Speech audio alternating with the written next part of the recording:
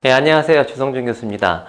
오늘은 이제 두 번째 시간인데요. 오늘은 이제 선형소자, 전개에 있어가지고 선형소자라는 것에 대해서 좀 알아보고자 합니다. 자, 일단 선형소자라고 하면 그 선형이란 말이 뭔지 알아야 되겠죠? 선형. 네.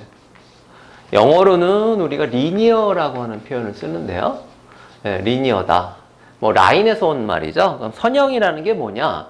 어떤 x하고 y가 어떤 관계에 있는 거냐면 원점을 지나는 이런 직선 관계에 있을 때 우리가 이제 y는 어떤 fx라고 한다면 y가 어떤 a의 x다 해가지고 이 원점을 지나는 직선 a 값에 따라서 기울기가 이렇게 달라지죠. 원점을 지나는 기울기 달라집니다. 이런 관계에 있는 것들을 우리가 선형이라고 보통 얘기를 하는데요. 그럼 왜 선형소자냐? 전기에 있어가지고 이 선형소자라고 할 수 있는 건 딱 세 가지밖에 없습니다. 그게 뭐냐면 인덕터, 그 다음에 콘덴서라고 할 수 있는 캐패시터, 그 다음에 지난 시간에 했던 저항. 그래서 뭐 우리가 뭐 RLC다, 뭐 LRC다, LCR이다, 뭐 이렇게 보통 얘기를 하는데요. 이 세 가지가 전기에 있어가지고 선형소자 삼총사입니다.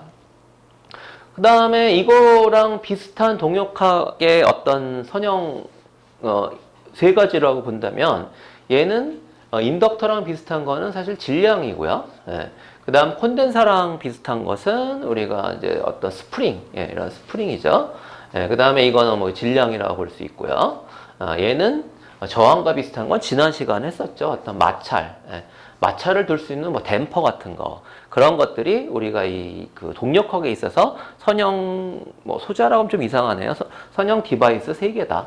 역할은 거의 비슷합니다. 이 세 개가 역할이 거의 비슷하다. 그래서 우리가 인덕터 같은 경우는 이렇게 코일의 형상으로 해서 이렇게 우리가 기호로 나타내고요. 콘덴서 같은 경우는 이렇게 나타내고, 저항은 지난 시간 했죠. 이렇게 세 개로 나타냅니다. 그래서 이제 요게 어떻게 같아지는지는 요 설명이 다 끝나고 난 다음에 이 순환맛 1번, 순환맛 1번에 거의 끝날 무렵쯤에 요걸 다시 한번 말씀을 드리겠습니다. 자, 그러면 왜 이 선형소자가 왜 선형인가? 이것이 왜 선형인가? 한번 알아보겠습니다. 자, 먼저 저항을 먼저 보면요. 저항이 이렇게 있을 때 지난 시간에 했었죠. 전류가 이렇게 흐르면 여기에 플러스 마이너스 이렇게 걸린다. 전압이. 이쪽이 더 높다. 전류가 들어가는 쪽이 더 높다고 말씀을 드렸고요. 그 다음에 여기 걸리는 전압이 이제 V예요. 자, 그러면 이 전압하고 이 전류의 모양이 어떻게 되냐? V 이퀄 RI다. 그래서 그래프를 그려보면 여기가 I고 여기가 V고 원점을 지나는 직선이 되는 거죠. 그럼 만약에 여기서 R이 큰 값이다. R이 크면은 이 기울기가 작은 전류가 흘러도 양단에 걸리는 전압이 높겠죠. 그 다음에 만약에 이 R이 작다면 이렇게 되겠죠. 원점을 지나는 직선이다. 이렇게 됩니다. 그래서 이 저항은 선형소자다. XY가 어떤 관계? 전압과 전류 이런 관계가 있다. 사실 이 저항 같은 경우는 여기에 흐르는 전류가 존재하면 얘는 다 열에너지로 바뀌어버리는 그런 특성이 있습니다. 그 다음에 이제 인덕터라고 볼 수 있는데요. 인덕터 같은 경우는 이런 모양으로 그리고 여기 이제 플러스 마이너스 해서 전류가 이렇게 흐를 때 얘는 어떤 관계가 있느냐? 얘 같은 경우는 V는 L dt분의 di. 다시 말해서 전류의 미분치랑 관계가 있습니다. 자, 전류의 미분치라고 하면 전류가 그냥 직류로 쭉 흐른다. 그럼 여기가 0이죠. 여기 0이라는 얘기는 이 양단에 걸리는 전압이 없다라고 하는 얘기입니다. 우리 많은 그 엔지니어 분들 중에 착각을 하는 것 중에 하나가 있어요. 어떤 소재가 있는데요. 여기 전류가 흘러들어가요. 전류가 흘러들어가는데 여기랑 여기에 플러스 마이너스 전압이 안 걸리고 전이차가 제로다. 전이차가 없다. 아무런 전압이 안 걸린다. 라고 하는 거의 의미는 얘가 완전히 쇼트되어 있다고 하는 의미입니다. 얘는 전선이에요, 그냥. 다시 말해서 인덕터 같은 경우는 만약에 여기 어떤 직류가 쭉 흐르고 있다 라고 한다면 이게 이상적인 인덕터라고 한다면 얘는 그냥 전선과 같다. 이렇게 보시면 됩니다. 예. 그러면 언제 전압이 걸리느냐? 이 전류가 움직일 때, 전류가 뭐 예를 들어서 어떤 이렇게 움직일 때 그때 그거에 해당하는 얘의 미분치에 해당하는 여기 전압이 여기 이렇게 걸린다. 이렇게 보시면 됩니다. 요 얘기는 우리가 인덕터 시간에 나중에 다시 자세하게 할 거예요. 자, 이거는 이제 그래프 만약에 나타낸다면 어떻게 되느냐? 여기가 dt분의 di, 전류의 미분치가 되겠고, 이 부분이 여기가 전압이 되겠고, L 값이 만약에 크다 그런다면 작은 미분치에 대해서도 큰 전압이 유기가 되겠죠. 반대로 이제 L이 작다 그런다면 이렇게 L이 작은 값은 이렇게 되겠죠. 콘덴서 같은 경우는 우리가 C로 나타내는데 기호로는 이렇게 나타내고요.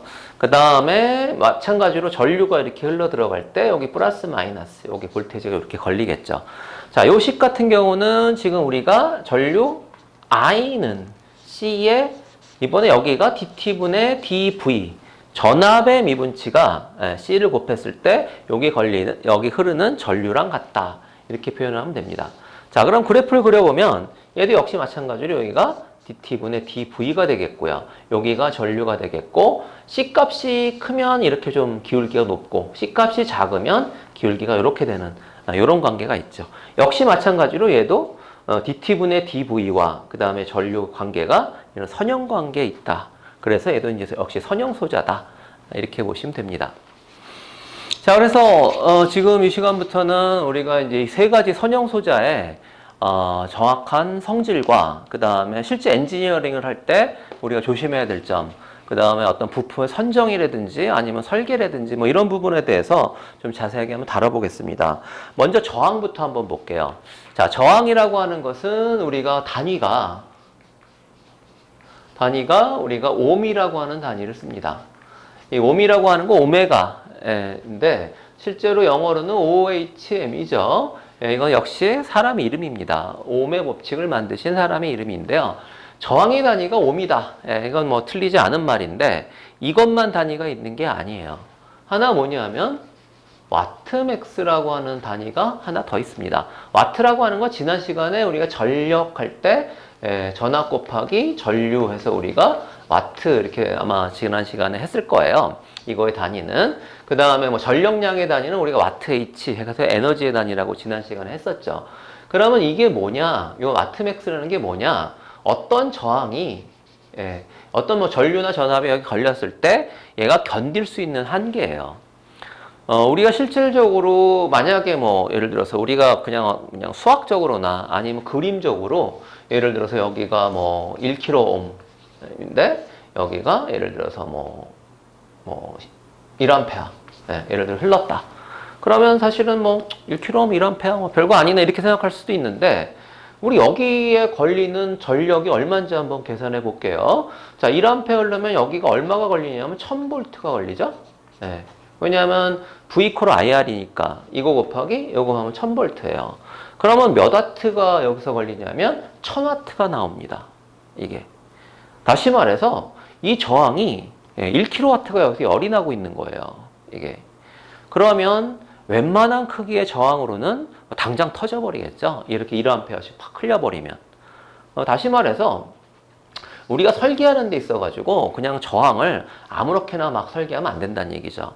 이게 여기 어느 정도 전류가 흘러 들어갈 때 여기 몇 와트가 걸리겠구나. 만약에 이런 실제 설계가 있다라고 한다면 얘는 와트맥스가 예를 들어서 뭐 1000W짜리 저항 좀 쉽진 않은데 이 저항을 쓰면 이 오차에 의해서 만약에 1000W보다 좀 넘어지면 얘가 이렇게 타버릴 수가 있으니까 분명히 얘보다는 훨씬 더 마진을 가지고 예를 들어서 뭐 1500W라든지 이런 정도의 마진을 가지고 한번 설계를 해줘야 될 거예요. 따라서 저항의 단위는 이 옴만 기억하지 말고 내가 설계할 때는 반드시 몇 와트의 저항인지도 생각을 해야 된다라는 거 잊어버리시면 안 돼요. 또 하나 좀 강조하고 싶은 건 뭐냐면 자, 이 와트맥스 다시 말해서 저항을 죽일 수 있는 거 얘를 죽일 수 있는 거는 죽이다는 표현은 좀 과한가요? 어쨌든 죽일 수 있는 건 전력입니다. 죽일 수 있는 건 전력으로 죽는다. 다시 말해서 전류가 흘러도 죽고 전압이 걸려도 죽지만 실질적으로는 얘가 이거에 P 이퀄 V 곱하기 I 해서 이 전력으로 죽는다. 좀 이따 나오는 인덕터 같은 경우는 전류로만 죽습니다. 캐패시터 같은 경우는 전압으로만 죽어요. 저항은 전력으로 죽는다. 이렇게 생각하시면 됩니다. 다음은 이 저항의 저항값을 읽는 법에 대해서 알아보겠습니다. 저항값은 보통 이제 우리가 뭐 100ohm이면 이렇게 100ohm 이렇게 써 있는 경우도 있어요. 이렇게 보면. 그럼 참 쉽죠? 이 저항은 그냥 100ohm이니까. 보통은 근데 이렇게 많이 친절하게 가르쳐 주지는 않고요. 그냥 예를 들어서 101 이렇게 그냥 되어 있습니다. 저항인데 그냥 101 하고 써 있어요. 저항인데 예를 들어서 뭐 473 뭐 이런 식으로 써 있습니다. 그러면 이게 뭐 101ohm이나 473ohm이나 이게 아닙니다. 우리가 항상 공학적인 디바이스, 앞으로도 마찬가지예요. 인덕터나 캐패시터도 마찬가지인데 공학적인 디바이스를 읽는 거에 거의 대부분 우리가 공통된 규칙이 뭐냐면 예를 들어 세 자리 숫자다. 예를 들어서 뭐 333이다 라고 하면 앞에 두 자리 숫자는 유효 숫자입니다. 그 다음에 뒤에 요 자리는 지수인데 얘는 10의 3승 이런 뜻입니다. 10의 몇 승. 그럼 이게 33 곱하기 10의 3승 이런 뜻이에요. 만약에 어떤 저항이 333 써 있었다. 그러면 33 곱하기 하나, 둘, 셋. 33kg. 33kΩ을 뜻하는 겁니다. 그럼 473은 뭘까요? 얘는 47 곱하기 10의 3승이니까 47kΩ이 되겠죠. 101은 얘는 10 곱하기 10의 1승. 얘가 100ohm이 되겠네요.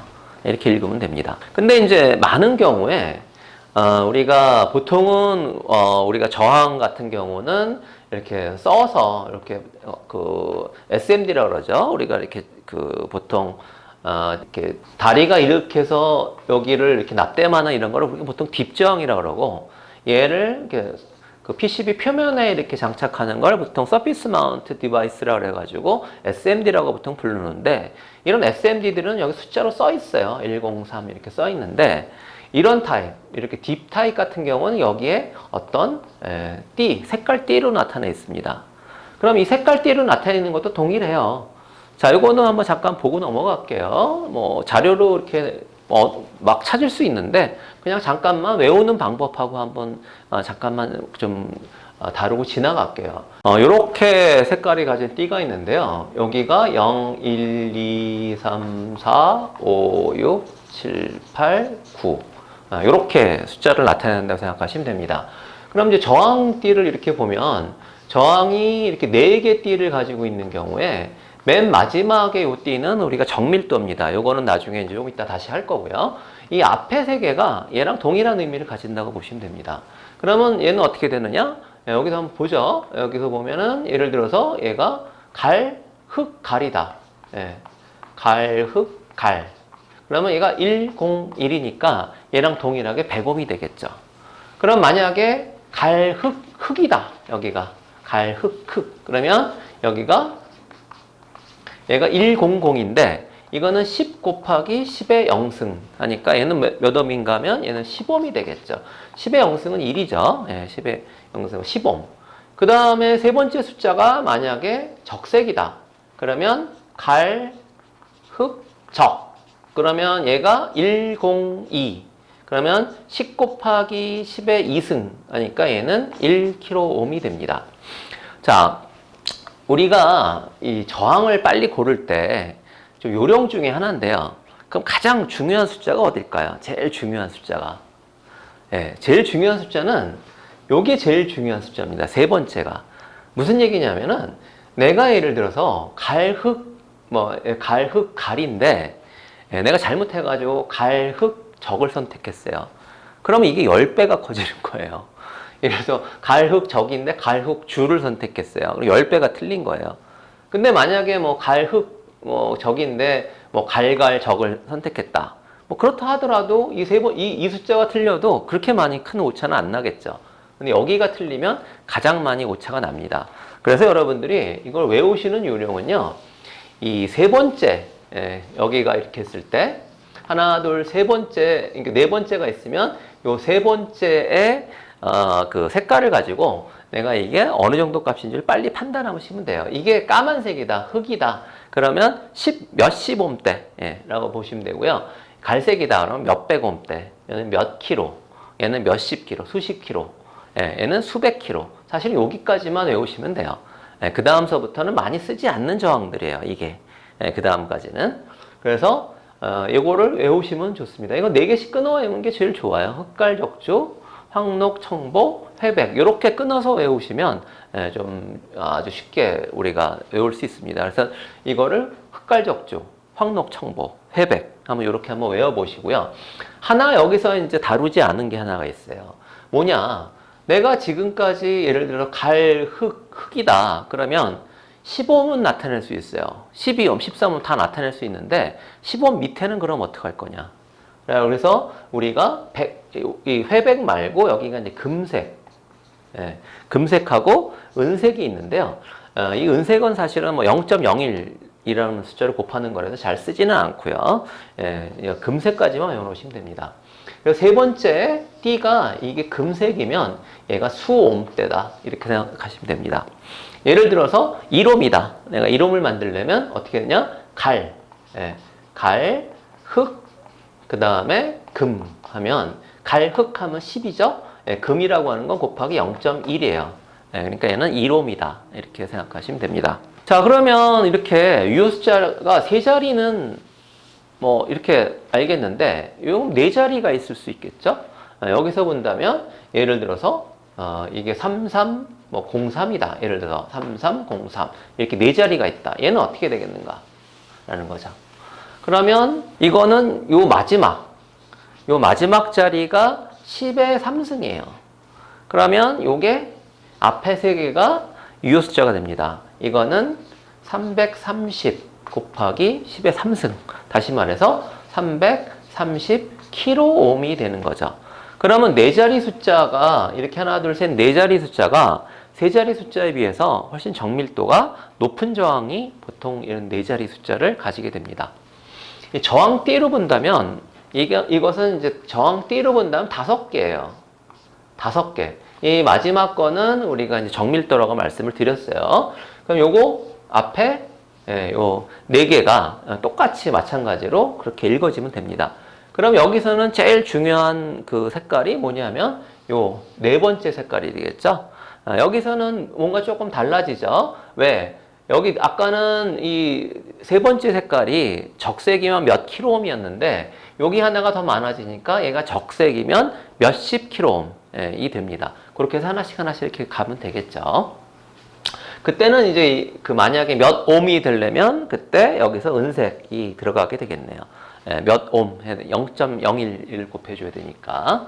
자, 그 다음에 이제 저항의 종류를 보면요. 사실 뭐 저항의 종류는 뭐 굉장히 많습니다. 근데 최근 들어서 이제 저항들이 많이 좀 이렇게 간략화되면서 실질적으로 여러분들이 지금 아셔야 되는 저항의 종류는 제 생각에는 3가지 종류만 아시면 됩니다. 하나는 뭐냐면 SMD 타입이 있고요. 하나는 그냥 딥 저항 타입이 있고요. 하나는 파워 저항. 이 3가지 종류의 저항만 쓴다라고 보시면 됩니다.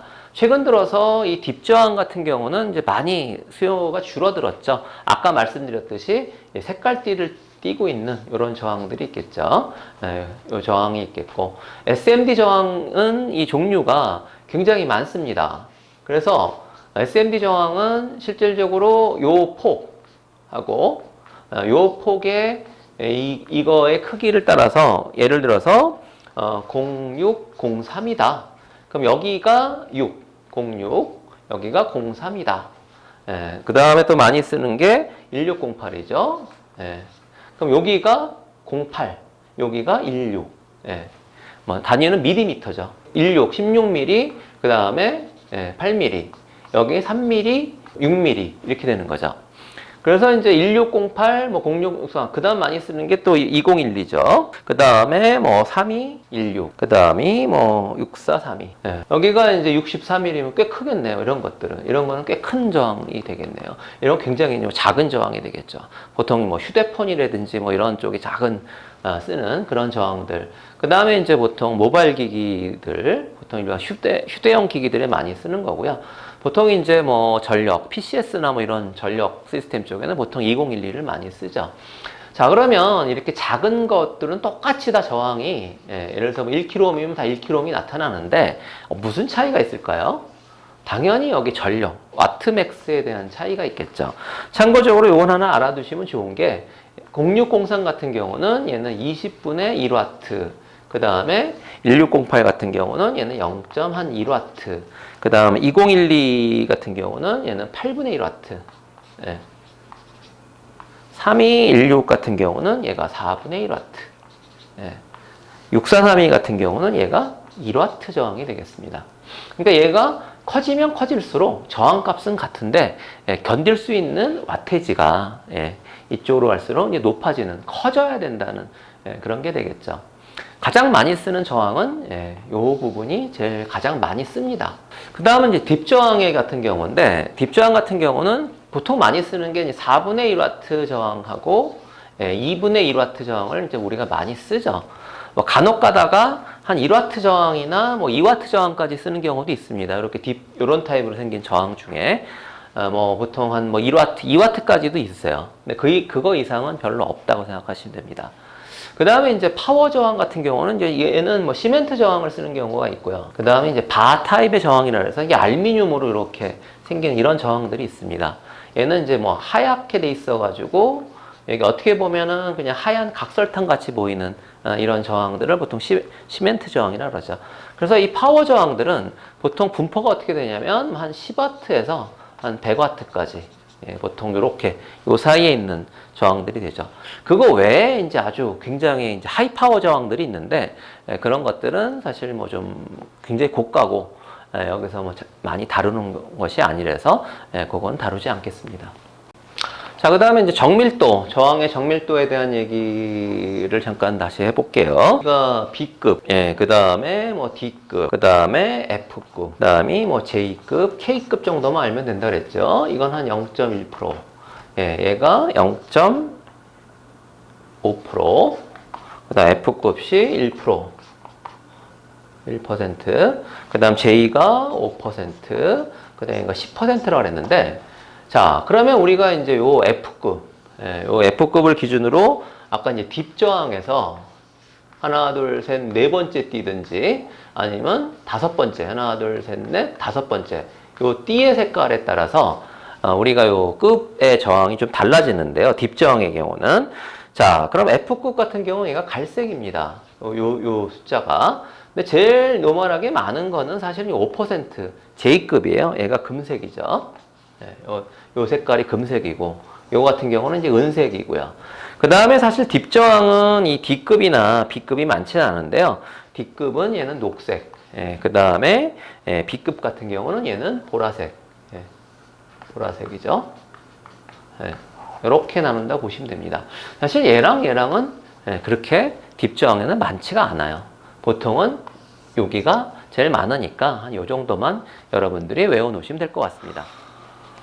자, 다음은 이제 이 선형 소자 중에 가장 중요한 그 소자죠. 가장 중요한 소자다라고 얘기를 하면 왜 그러냐 하면은, 전기전자공학과를 다니는 학생조차도, 다녀오고 졸업하신 분조차도 이 인덕터의 성질을 정확하게 이해를 못 하시는 분이 굉장히 많아요. 제가 이제 본다면. 물론 이제 뭐 수식적으로나 뭐 이렇게 해가지고 뭐 하다 보면은 수식적으로나 이렇게는 잘 압니다. 근데 실질적으로 인덕터를 설계하는 방법이라든지 어떤 인덕터의 성질에 의해서 뭐가 죽는 거라든지 이런 거를 갖다가 설명을 하다 보면 실제로 이게 잘 모르시는 분들이 생각보다 많다. 그걸 제가 깨닫고 요거에 대해서 제가 좀 강좌를 조금 길게 할지도 모르겠습니다. 자, 일단 기본적으로 인덕터의 단위는 헨리예요. 텔리. 네, 이 헨리는 역시 마찬가지로 사람 이름입니다. 근데 하나의 더 단위가 있어요. 얘는 암페어 맥스다. 얘는 인덕터가 견딜 수 있는 전류라는 얘기예요. 인덕터가 견딜 수 있는 전류다. 다시 말해서 인덕터는 양단에 전압을 아무리 내가 고압을 건다 하더라도 얘는 전압으로 죽지는 않습니다. 전압으로 죽는 경우는 없어요. 없다고 보시면 됩니다. 그럼 오로지 뭘로만 죽을 수 있느냐? 얘는 암페어 맥스.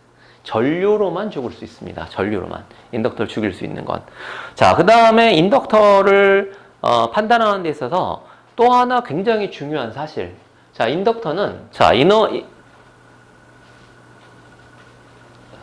인덕터라고 하는 거는 에너지 저장 디바이스다. 저장 장치다. 무슨 얘기냐? 자, 인덕터라고 하는 거는 여기 이렇게 전류가 흘러 들어갈 때, 아까 저항이라고 하는 거는 여기 전류가 흘러 들어갈 때 얘가 어디 저장되지가 않죠. 들어가는 즉시 열로 바뀌어가지고 전기 에너지가 없어집니다. 근데 인덕터라고 하는 건 전류가 이렇게 흘렀을 때 얘가 어떤 전원의 소모가 나타나지 않고 이 안에 전류의 형태로 에너지가 저장이 된다라고 하는 거죠. 그래서 얼마만큼의 에너지가 저장이 되느냐? 이 에너지라고 하는 거는 2분의 1, L이라고 하는 건 인덕턴스 값입니다. 전류의 제곱에 에너지가 저장이 된다라고 하는 거예요.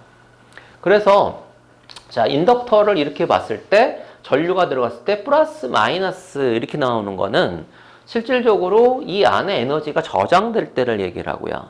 그 다음에 외부로부터의 어떤 공급이 없으면 얘가 이 전류를 밖으로 내주는 경우가 있는데 그때는 이 전압이 바뀝니다. 그럼 얘는 인덕터가 충전된 에너지를 방전하고 있는 관계다라고 얘기를 할 수 있어요. 저항은 그런 경우가 없어요. 저항은 전류가 이렇게 흐르면 무조건 여기가 플러스 마이너스입니다. 저항이 여기 플러스 마이너스 되는 경우는 없어요. 인덕터는 근데 얘가 충전되고 있는 에너지를 받고 있을 때는 이쪽이 전압이 더 높고 얘가 에너지를 방출하고 있을 때는 이쪽이 전압이 더 높다.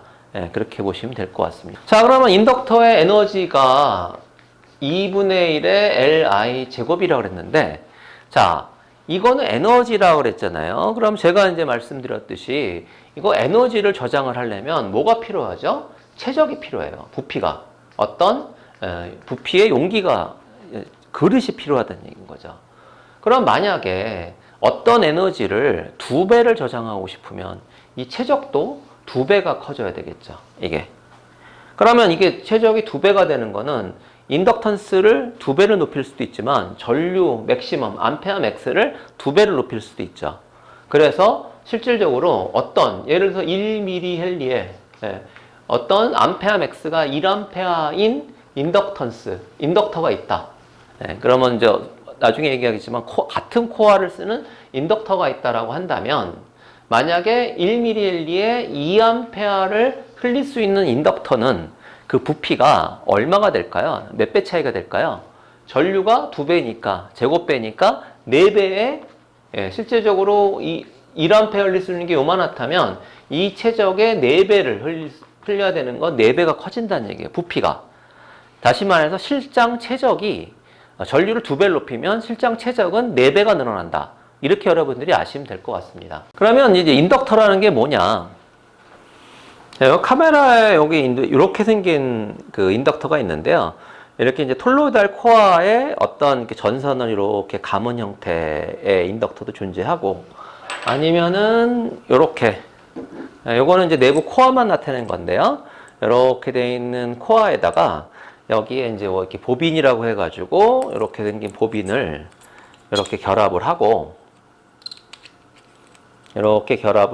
여기를 이제 전선을 이렇게 쭉 감는 거죠. 이렇게 감은 형태의 이런 인덕터들도 존재합니다.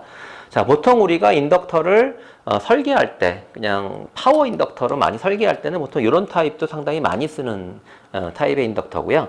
그 다음에 이제 좀 간단하게 내가 좀 하고 싶으면 이렇게 이런 타입의 인덕터도 많이 쓰죠. 그래서 거의 2가지 타입의 인덕터가 대부분 사용이 된다. 그렇게 생각하시면 될 것 같습니다.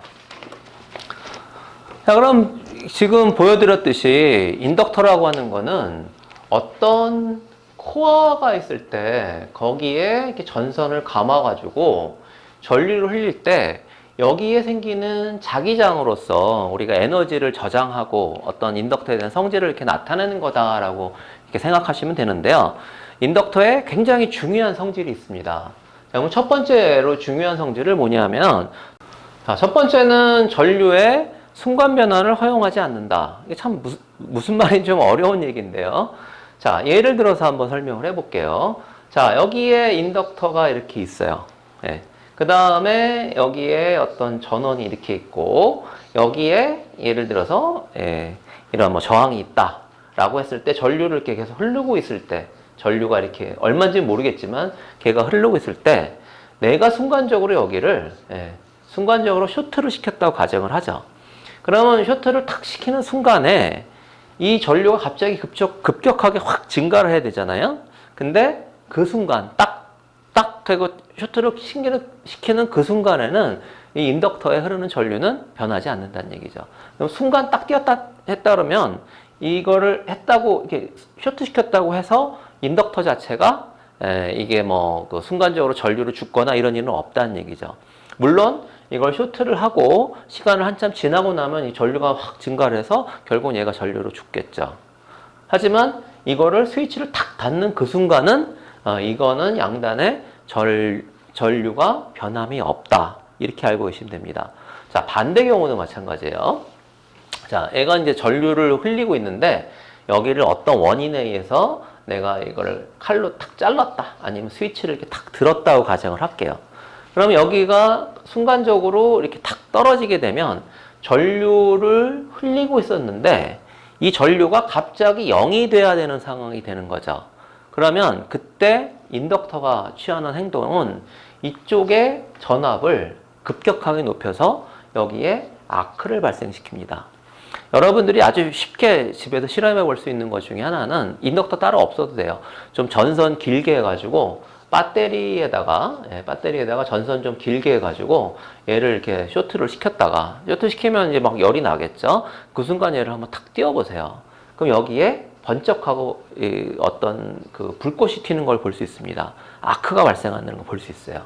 근데 공기 중으로 아크를 발생시키려면 약 한 10만 볼트 이상, 적어도 10만 볼트 이상에서 한 30만 볼트까지의 어떤 전압이 필요해요. 공기 중에 아크를 발생시키려면. 근데 얘는 1.5 볼트밖에 안 되는데 그럼 어디서 이게 그 전압이 발생됐을까요?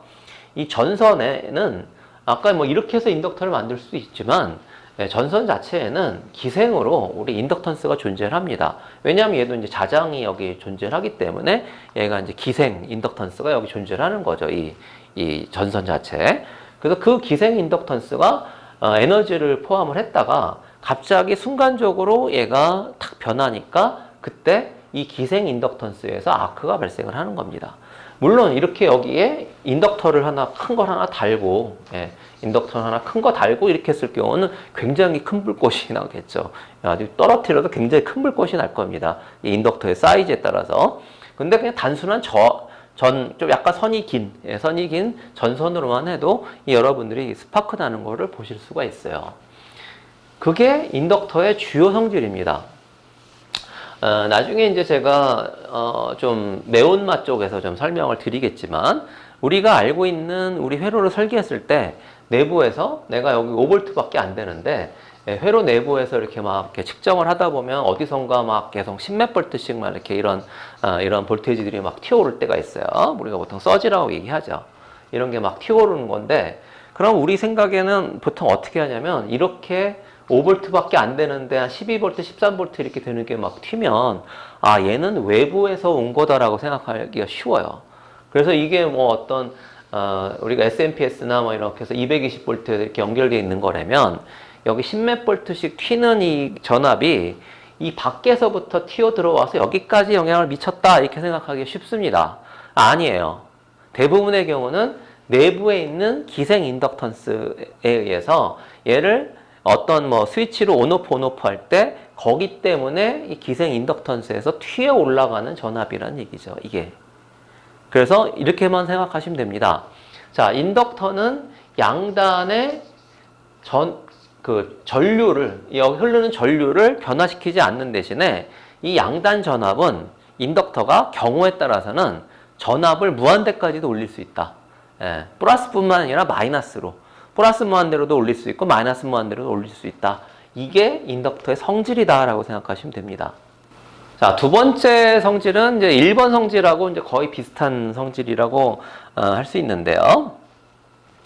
두 번째 성질은 자, 직류 전환의 경우 초기 값은 오픈, 최종 값은 쇼트라고 얘기를 하는데 자, 오픈하고 쇼트는 뭐냐면 얘가 그냥 전선인데 예, 여기가 이렇게 전선인데 그냥 전선으로 쭉 연결되어 있으면 우리가 이 양단이 쇼트됐다고 얘기를 합니다.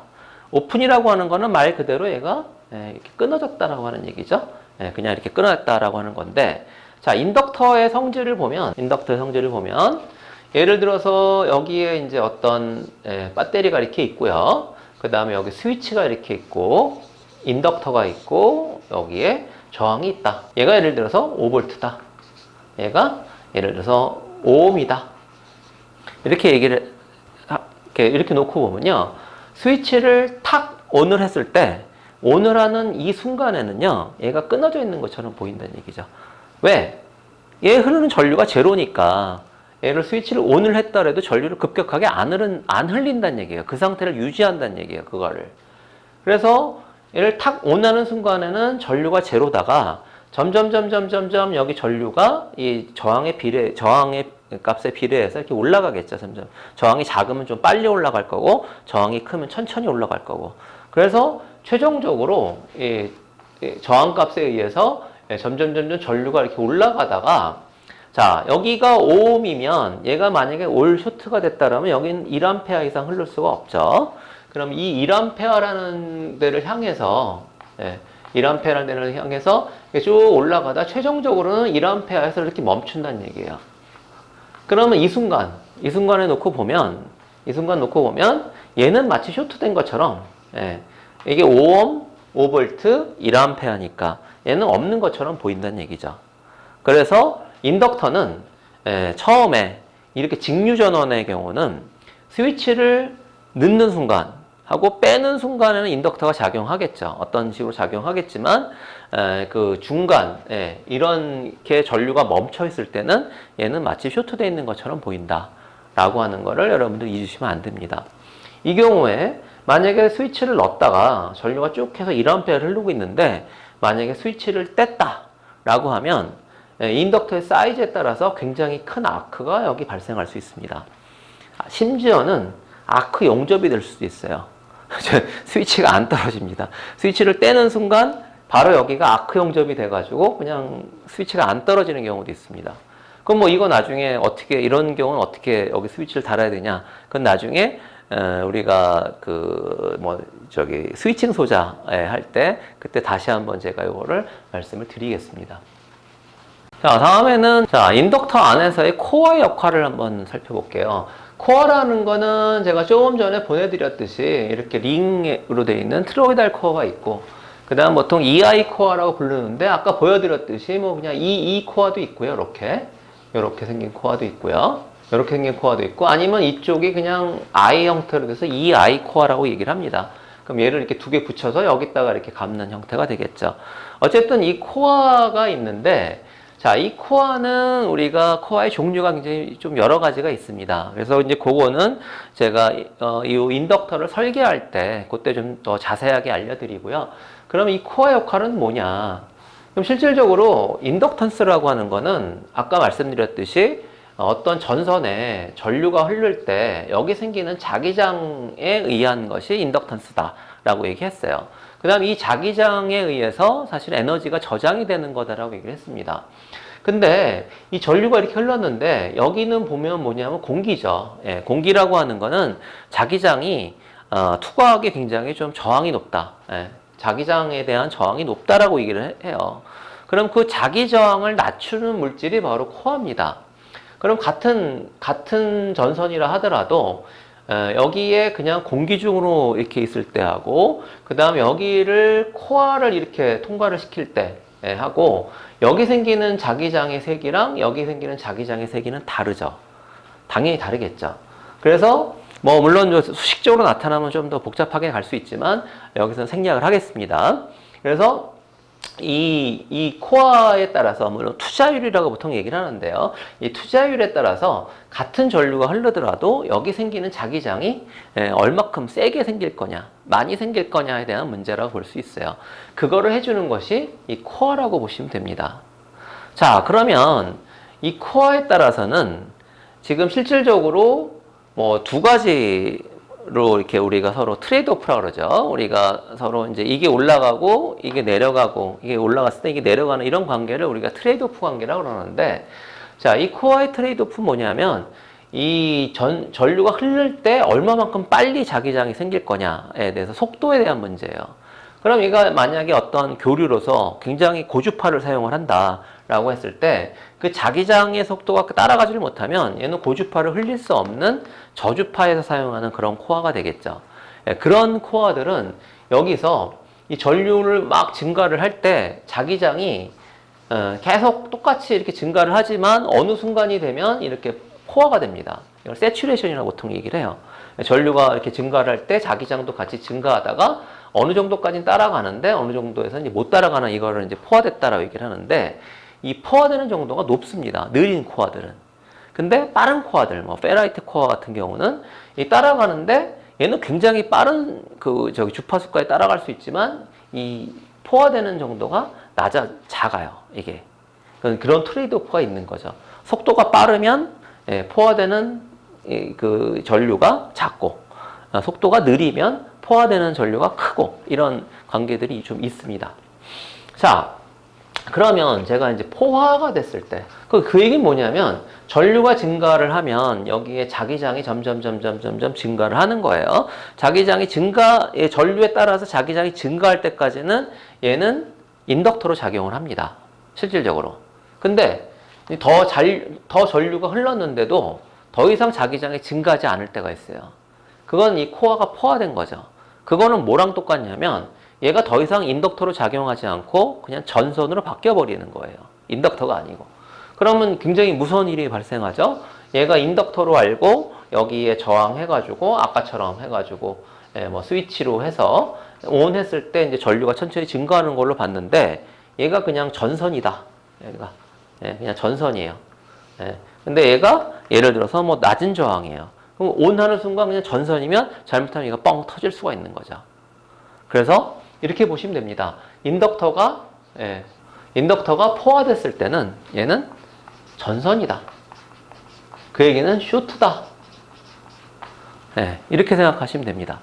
다음은 인덕터의 직렬, 병렬 연결인데요. 이거는 뭐 저항하고 비슷하다고 보시면 됩니다. 자, 인덕터가 얘가 L1이고 인덕터가 L2다 라고 하면 얘는 L1 플러스 L2고요.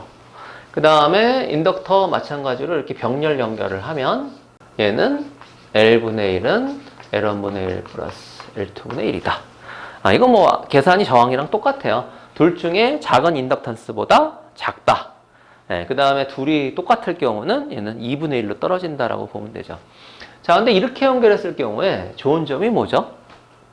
암페어 맥스가 증가를 합니다.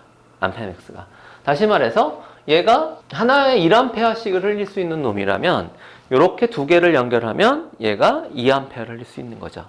그래서 이 경우에는 실질적으로 전류가 이제 증가를 하는데, 이제 문제는 만약에 얘가 뭐 1mm, 1mm 흘리면 얘가 그 2분의 1, 0.5mH로 주는 거죠. 그래서 만약에 이렇게 연결하고 같은 거를 원한다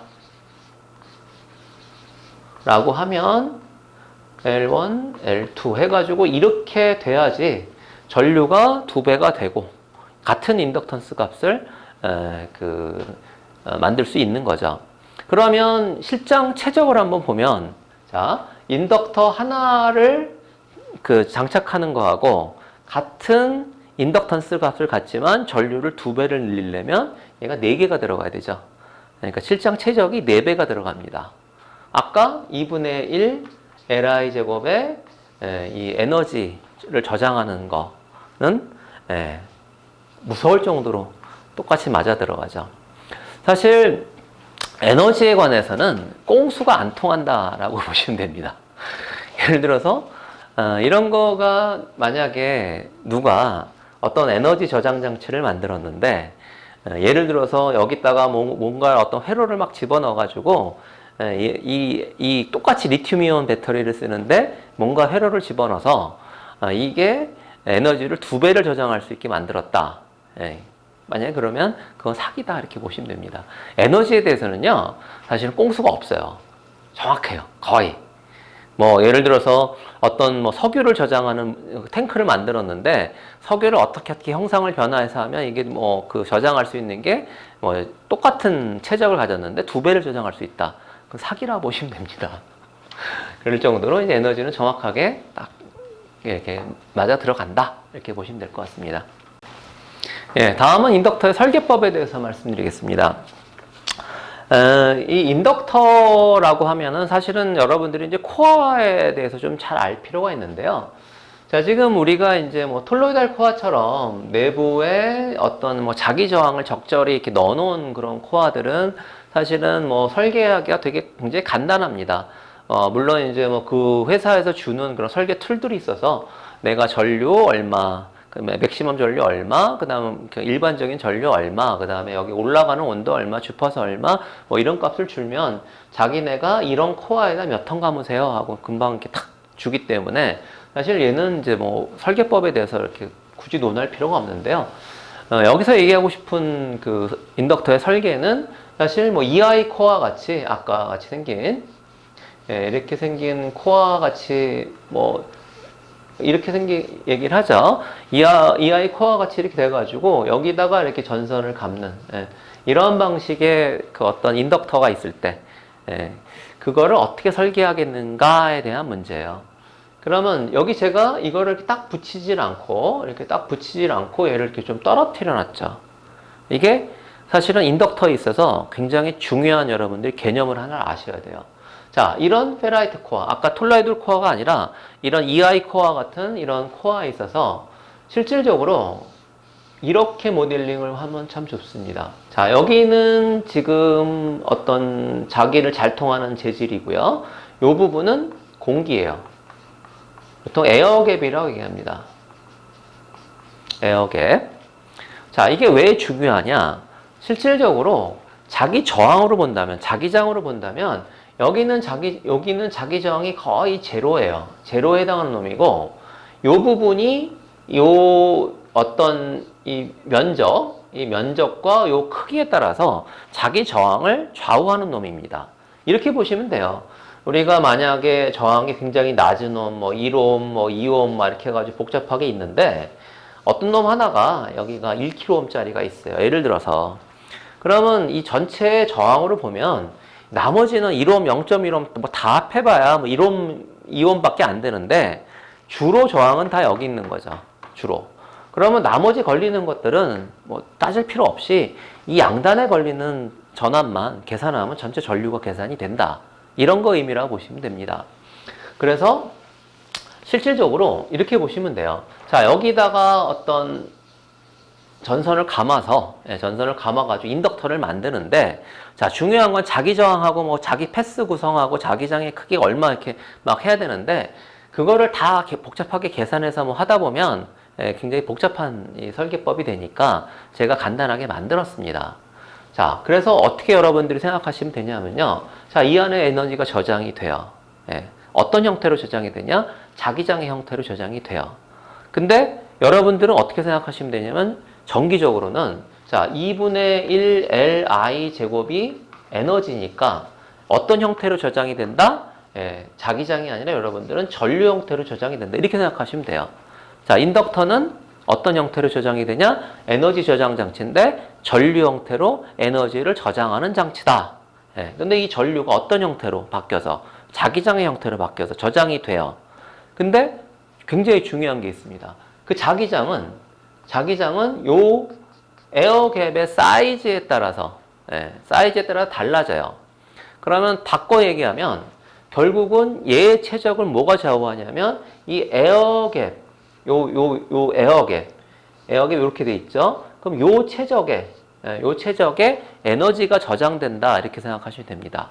그러면 이 최적이 크면 더 많은 에너지를 저장할 수 있고요. 이 최적이 작으면 저장할 수 있는 에너지가 작아진다라고 보시면 돼요.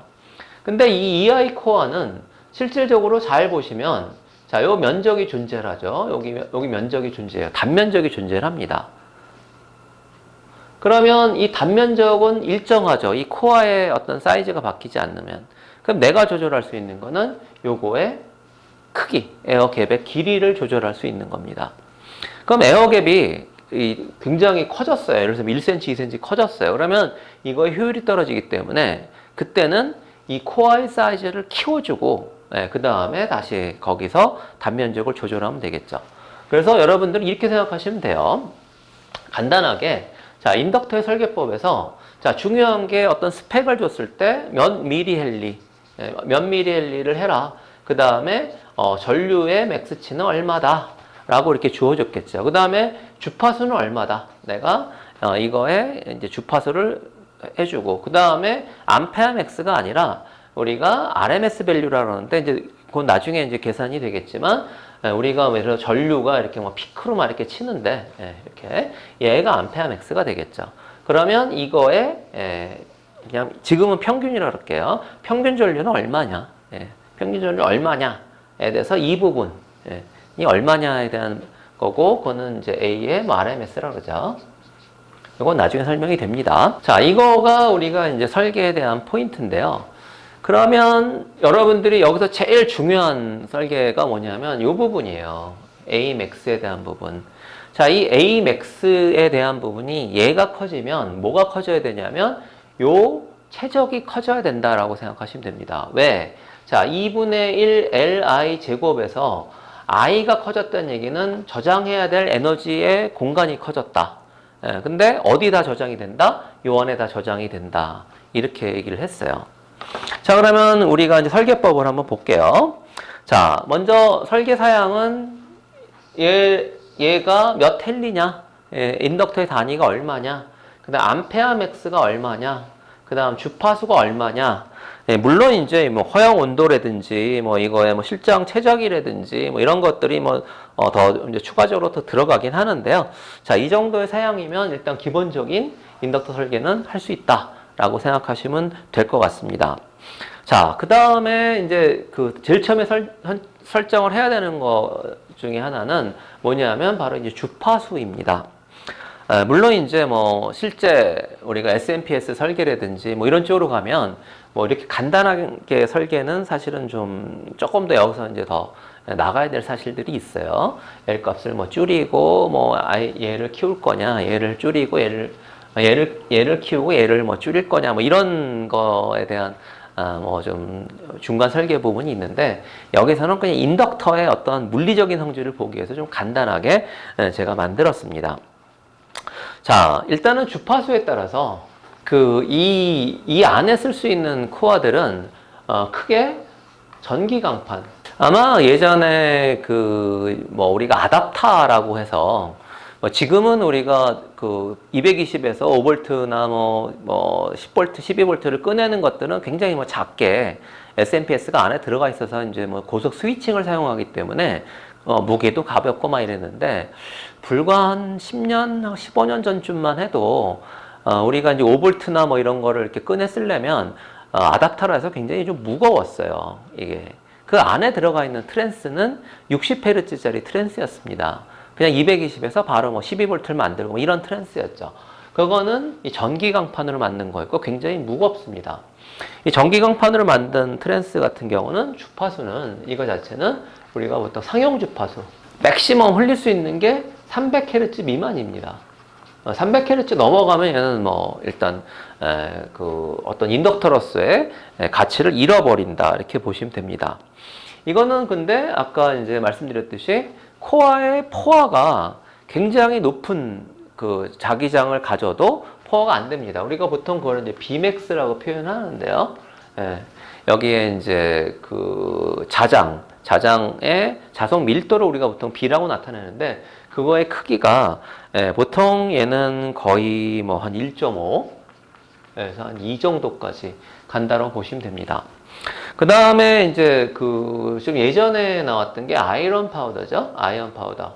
이거는 실제로 여기에 재질 자체가 보통 이런 뭐 콜로이달 코아 형태로 가진 것들이 보통 많이 나오는데요. 이렇게 이런 그 톨로이달 코아 형태로 많이 나오는데, 이거 같은 경우는 사실 뭐 주파수가 한 뭐 거의 10kHz. 네, 그 다음에 요 Bmax 값이 0.6에서 0.8.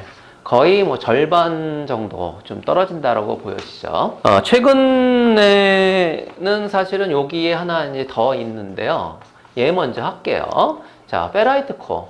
사실은 이 SMPS의 발달이 얘가 발견되지 않았었으면은, 발명이라고 해야 되나요? 발명되지 않았으면은 상당히 좀 이렇게 늦춰졌을 텐데, 얘가 발견되면서, 이 페라이트 코어가 발견되면서 굉장히 높아졌는데, 얘 같은 경우는 거의 뭐 한 1MHz까지 주파수를 높여도 끄떡없이 따라가는데, 그 대신에 이 Bmax 값이 굉장히 작습니다. 얘는 한 0.2에서 0.5, 이거의 또 한 절반 이하죠. 그렇게 떨어졌죠. 근데 이제 최근 들어서는 얘랑의 이제 그 장점만을 좀 서로 따가지고 어느 정도로 주파수는 조금 높으면서 이 Bmax 값이 얘보다는 훨씬 높은 그런 코어들이 이제 상당히 많이 나와요. 무슨 플럭스 코어니 뭐 막 해가지고, 그래서 이제 뭐 하이 플럭스니 뭐 이런 단위, 하이 플럭스니 뭐 무슨 뭐 이렇게 자기네 상표에 따라서 이제 뭐 많이 나오는데요. 이건 이제 복합 알로이 파우더 코어라고 보통 얘기를 하죠. 그런 것들은 이제 그 종류들이 좀 많은데, 대충 그냥 따져보면 얘가 대충 한 80kHz, 뭐 요새는 100kHz까지도 따라가는 것 같아요. 한 요 정도까지 따라가고, 그 대신에 요 값 자체가 한 0.5에서 0.7. 아이언 파우더보다는 좀 살짝 낮은 듯한데, 이 주파수가 엄청 높죠. 최근 들어서는 좀 많이 각광을 받고 있는 거는 이 하이플럭스 코어입니다. 왜냐하면 페라이트 같은 경우는 이 주파수는 높지만 이 Bmax 값이 작기 때문에 굉장히 사이즈를 크게 키워줘야 돼요. 에어갭의 사이즈를 키워야 되는데, 이거를 키우려면 얘를 무작정 갭을 키울 수 없으니까 이 면적을 키우기 위해서 이 코어 사이즈를 굉장히 크게 해야 되는 그런 경향이 있죠. 무게도 뭐 그렇게 가벼운 편은 아니고요. 그래서 어느 정도 트레이드 오프라 그러죠. 이것도 트레이드 오프를 해가지고 만든 코어를 보통 쓰고 있습니다. 그러면 예를 들어서 뭐 주파수가 지금 뭐 좀 높다. 그래서 우리가 이제 뭐 페라이트로 선정을 한다. 그래서 어쨌든 뭐 이렇게 해서 선정을 했다라고 가정을 하죠. 자, 그러면 그 다음에 이제 중요한 공식이 있습니다. 이거는 이제 지울게요. 자, 그 다음 중요한 공식이 뭐냐면, 요 최적에, 이렇게 자기장으로 된 요 최적이, 요 최적이 확정이 되면, 여기에 우리가 쌓아 놓을 수 있는 에너지가 얼마냐라고 하는 것이, 자, 워트맥스인데, 이건 이제 부피에 의한 에너지를 채울 수 있는 값이다 라고 보시면 돼요. 자, 이게 2μ0분의 여기가 Bmax의 제곱 곱하기 VG, 얘가 부피입니다. 자, μ0는 우리가 이제 공기의 투자율을 그래가지고 이거는 이제 우리가 알고 있는 상수예요. 자, 4파이 곱하기 10-7승, 뭐 단위는 좀 복잡하게 이제 나오는데 그 단위는 생략을 하겠습니다. 요거는 이제 값을 알고 있는 거죠. 그 다음에 이제 Bmax라고 하는 거는 예를 들어서 이게 페라이트 코어면 뭐 아까 얘기했듯이 뭐 0.25, 0.4 뭐 이렇게 그거에 따라서 돼 있는 값이죠. 그러면 자, VG가 증가하면 Wmax도 이제 증가한다. 예요. 그럼 이거랑 이제 뭐랑 같아야 되냐면 자, 이거는 2분의 1 Li 제곱이다. 이렇게 쓴 거예요. 자, 그러면 자, Imax 값 여기 있죠. 그 다음 L 값도 내가 얼마니까 주어졌어요. 그러면 두 개를 놓고 보면 자, 2분의 1 Li 제곱은 자, 2μ0분의 Bmax의 제곱에 VG니까 자, 우리가 구해야 되는 최적은 얼마가 된다는 게 여기서 나올 수 있어요. 그럼 뭐 다 넘기면 되죠. 그러면 이렇게 올라가면 이거 지워지고 이렇게 되겠죠. 그럼 요거 뭐 계산해서 다 뭐 간단하게 되겠죠. 그럼 내가 구하고 싶은 최적은 이거다라고 나오는 거죠. 이건 알고 있는 상수. 4 파이 곱하기 10의 7승. L은 내가 주어진 값. Imax는 저기서 여기에 Imax. 그 다음 Bmax의 제곱은 코어의 성질. 그러면 VG 값이 나왔어요. 그러면 이 VG 값이 최적이니까 이 코어의 단면적은 우리가 코어 스펙이 있습니다. 코어의 단면적이 얼마 나왔으면 내가 갭을 얼마를 줘야 되겠다. 여기서 에어 갭을 얼마 줘야 되겠다가 나오죠. 그럼 얘 같은 경우는 EI 코어다라고 하면 실질적으로 이제 EI 코어를 좀 자세하게 살펴보면 이렇게 해서 이제 그냥 또 E가 될 수도 있지만 이렇게 보면 여기가 이제 에어 갭이 되겠죠. 이 부분이. 그럼 요거에 대한 단면적 더하기 요거에 대한 단면적이에요. 실제적으로. 그럼 만약에 이제 최적이다라고 얘기를 하면 여기 최적 더하기 여기 최적인데 여기 있는 최적은 요거 더하기 요거랑 같다는 얘기죠. 2배란 얘기예요. 요거의 2배가. 그러면 실질적으로 에어갭을 얼마를 주면 전체 최적이 나오겠죠. 근데 여기서 중요한 거. 만약에 이 에어갭이 5mm를 넘게 되면 만약에 5mm. 그럼 1cm의 한 절반 정도 넘게 되면 이거의 손실이 너무 떨어지기 때문에 그때는 쓸 수가 없어요. 그러면 내가 계산을 했더니 이게 10mm가 나왔어요. 예를 들어서. 그러면 10mm면은 우리가 1cm를 써야 되니까 그러면 실질적으로 같은 최적을 유지하기 위해서는 이 사이즈, 코어 사이즈를 그거에 맞춰서 키워야 된다는 얘기죠. 그럼 코어 전체가 다 커지게 되겠죠. 예. 그래서 이제 우리가 여기에 코어를 선택을 하고 그 다음에 여기에 쓸 수 있는 이제 이 에어 갭을 우리가 선정을 할 수가 있겠죠. 그래서 이제 우리가 여기에 코어와 이 갭을 선정을 해서 끝났다. 그러면 이제 다 끝난 게 아니라 여기에 이제 전선을 몇 턴을 감아야 되는지를 계산을 하겠죠. 그 에어갭에 대해서 전선 몇 턴을 감아야 되는가. 그래서 그 식이 뭐냐면 L은 바로 이 식입니다. 이것도 요 식과 같이 하나 외워둬야 되는 암기해야 되는 식 중에 하나죠. 암기보다는 여러분들 제가 이렇게 드린 노트에 여기다 이렇게 하나 이렇게 적어두시면 좋을 것 같습니다. 이 식 중요한 식이죠. 여기 G라고 하는 건 얘는 갭이에요. 에어갭. 요 길이가 되겠죠. 요 길이가 G가 되겠고, 여기 A라고 하는 건 요거의 단면적입니다. 그러면 실질적으로 얘는 단면적으로 이렇게 따져보면 요 단면적으로 양쪽으로 흐르니까 실제로 얘가 A가 되겠죠. 얘가. 왜냐하면 전체적으로 이거를 흐를 때 여기 요 단면적을 얘기하는 거니까요. 그러면 요 G, 요 A하고 뮤제로는 아까랑 똑같이 4파이 곱하기 10의 마이너스 7승이고요. 그러면 이제 n제곱이 나오게 되겠죠. 그래서 이거 우리가 아는 값, 얘 아는 값, 얘 아는 값, 그 다음에 얘는 스펙에서 주어준 값. 그러면 여기 n제곱은 어떻게 될 수 있냐면, 그래서 n은 몇 턴 하고 나오겠죠. 이거 제곱을 이게 루트를 씌워주면 몇 턴 하고 나오겠죠. 그럼 이거 대개는 그냥 딱 떨어지지가 않습니다. 예를 들어서 뭐 33.7턴. 그러면 이거를 턴을 감을 때 0.7을 할 수 있는 방법은 없죠. 그럼 어떻게 되느냐? 실질적으로 여기서 34턴이나 뭐 이렇게 턴수를 조정한 다음에 요 갭의 사이즈를 살짝 조정을 합니다.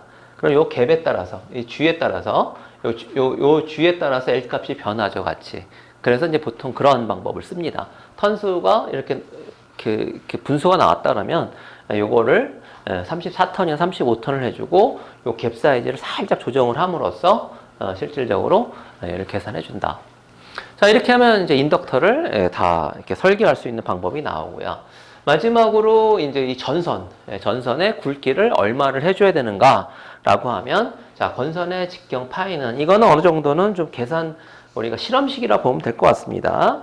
얘는 파이의 I의 RMS다.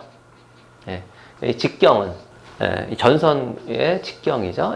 이 직경은 여기, 직경이죠. 직경은 여기 파이는 3.141592 나가는 그 파이입니다. 자, 이렇게 해가지고 이제 인덕터 설계하는 방법은 다 여기서 끝내고요. 다음은 인덕터에 우리가 이제 어떤 그 숫자, 크기가 나왔을 때, 뭐 예를 들어서 어떤 인덕터를 샀는데 여기에 인덕터가 예를 들어서 뭐 471 하고 써 있다는 얘기죠. 그럼 이게 몇 헬리냐? 라고 하는 거에 대해서 말씀드려 보겠습니다. 자, 일단은 기본적으로는 똑같아요. 471 하면 얘가 유효 숫자, 그럼 47 곱하기 10의 1승인데, 아까 저항 같은 경우는 여기가 그냥 ohm이었잖아요. 예, 근데 인덕터의 같은 경우는 여기가 마이크로헬리입니다. 그럼 471이다. 그럼 얘는 470 마이크로헬리다. 라고 보시면 돼요. 자, 이거는 왜 그러냐면, 일반적으로 우리가 그냥 전선을 가지고 이렇게 몇 턴을 감았을 때, 전선과 아무런 코어 없이 이렇게 감았을 때, 얘는 한 1 마이크로헬리 정도는 그냥 우리가 제품화된 거 아니고도 살 수가 있어요.